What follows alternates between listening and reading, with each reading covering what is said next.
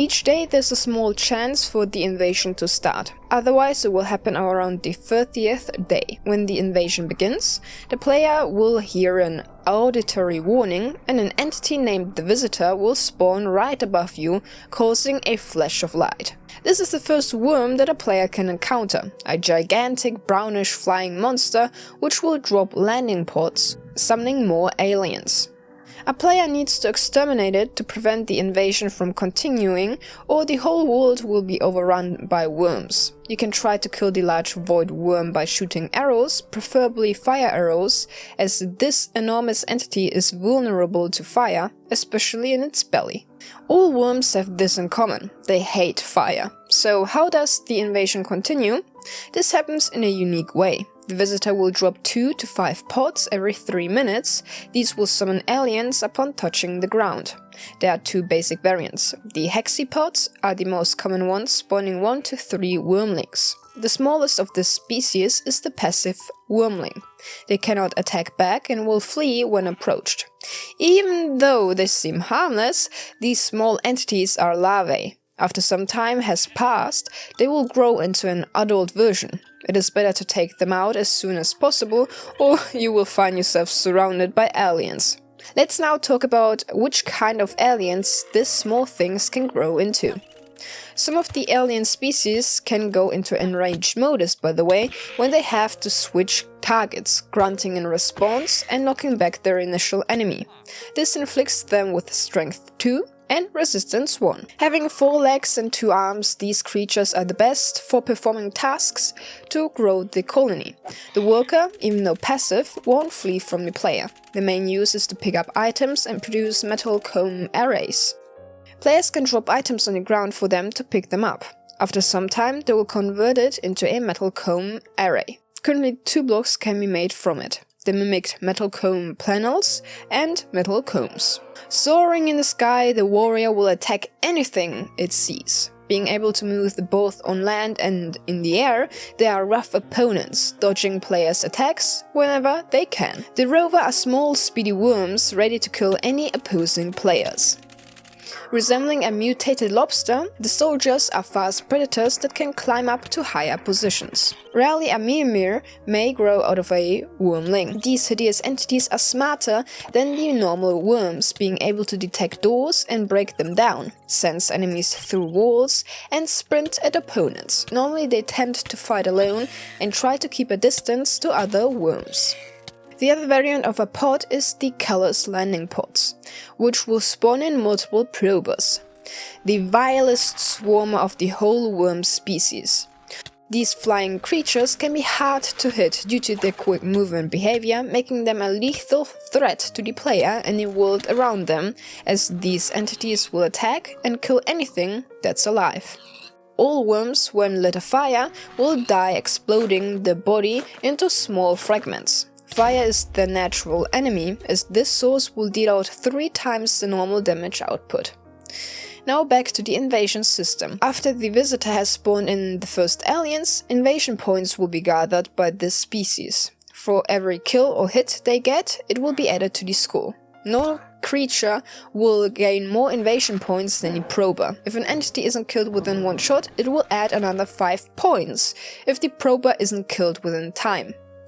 This behavior is called probing, another reason why these are the most annoying entity of this species. Currently there's no way how to inverse invasion points, however players can slow it down by killing the worms. This will increase the evolution points, so let's talk about that. Evolution. This new mechanism will determine how dangerous the aliens are and detect what other mods are installed. This only applies on worms. Every worm that is either killed by the player or the world will add points to the evolution system. After some thresholds, the health and damage will be increased, which forces the player to equip themselves better. Some important thresholds are: with 50 points, the Infectoid variant of Soldier is unlocked, dealing out massive amount of poison damage. With 100 points, Mimirs will be summoned. 400 points will unlock the Uranium variant of a Rover, a stronger blackish variant of the normal Rover. If HBM's nuclear attack is installed, then with 800 points, the tainted version of the Warrior can be encountered.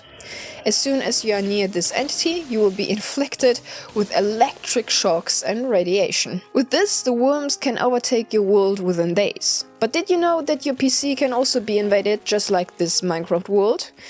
Probably yes, especially if you downloaded mods from spicy websites like 9Minecraft. So why don't you try out ExpressVPN?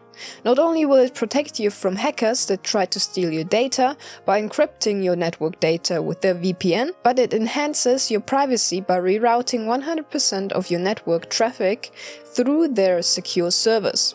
And you get unrestricted and safe access to the whole internet.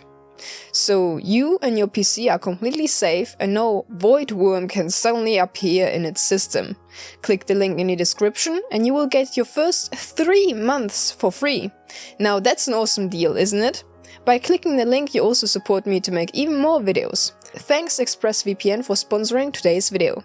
Now, let's continue. Most of the detectable mods are Draconic Evolution, Escape and Run, Parasites, HBM's Nuclear Attack mod and more. I will leave the link to all of them in the description. If any of these are installed, the starting points will be increased by some points. If you have Escape and Run Parasites installed, it will spawn in rarely a new variant of the soldier, the Frost Soldier. This will happen from the beginning of the invasion, otherwise it will begin to spawn if evolution level reaches 6. After every world tick, there's a petite chance to decrease the evolution. Some worms will gain evolutionary bonuses after some level. As an example, a wormling will have a normal health of 4 hearts. The evolution level increased to 2, increasing the health of a wormling to 4.5 points. By default, 50 points are 1 level. The Creeped and the Hive Creep. A subspecies of the Nyrus worms is the Creeped. These will also explode when set afire. Normally after 1000 invasion points, the status changes to Scouting, meaning that this variant will start to appear. A new variant of pods will be dropped from the sky spawning the Creeped, Biters, Vanitas and Creep worms. The Biter will hit the player multiple times in a row, commonly 3 times. Another creature of this species is the Vanitas. When it starts to attack, it will cry out loudly and immediately sprint towards its target, grabbing it with the one hand it has left. The most hideous entity of this subspecies is the creep worm. Upon death, they will violently explode, digging a large hole in the ground. This creature will infect blocks in a 16-block radius every 5 seconds. It will transform the block into its creeped version. These blocks are quite dangerous. If a normal entity like a villager, animal or undead is killed by a creeped, and there are creeped blocks nearby, they can be transformed into their creeped version. If the creature that is transformed doesn't have a creeped form, then a creepling will be spawned in. After 3 minutes, a creepling despawns. The block directly below them will transform into an active creeped block. These are the same version that the creep worm will generate.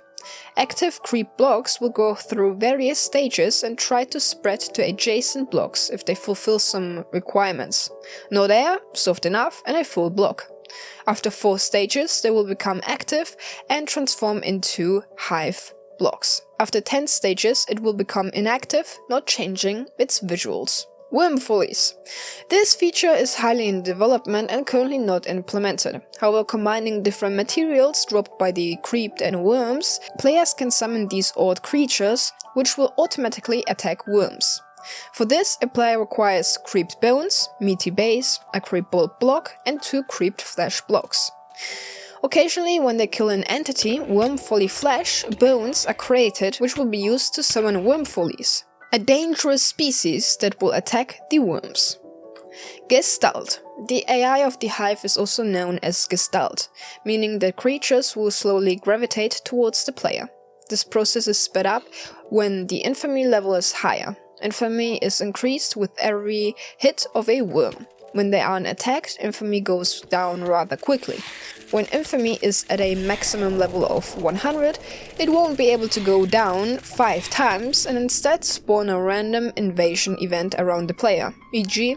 a landing pod. When one reaches this dangerous level, there will be a sound effect signaling it. Another feature of the Hive AI is total awareness. Worms that are close enough to the player will try to attack them regardless of whether they have line of sight or not. Maximum infamy doubles this range. Other features. When Savage AI is activated through the config, workers will be aggressive towards the player at Invasion Stage 3. Corium is a dangerous block created when creeped blocks convert blocks from the modscape and run parasites. Another mod I definitely need to review. You can always check on any level by using the command /Wyrms. This will show invasion status, invasion points, evolution, minimum evolution level, and infamy. Additionally, if probing and worm griefing is enabled, probers can break glass blocks with ease.